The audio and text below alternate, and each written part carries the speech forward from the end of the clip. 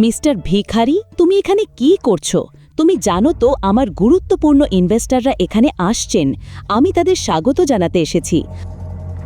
আমি এখানে কোনো নাটক চাই না। তাই তুমি যেটার জন্য এখানে এসেছিলে সব ফেলে দাও এবং এখান থেকে চলে যাও। এটা খুব জরুরি, কিন্তু এরা আমাকে ঢুকতে দিচ্ছে না।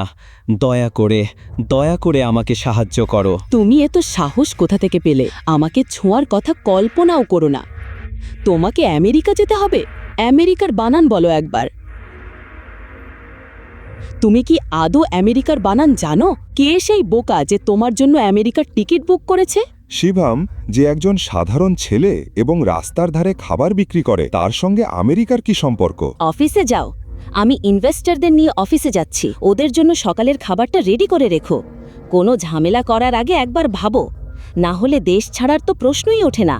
এই শহর আর তোমার ঘর ছাড়ার আগেও 100 বার ভাবতে হবে। আমি তোমার জীবনটা আরও দুর্বিষহ করে তুলব।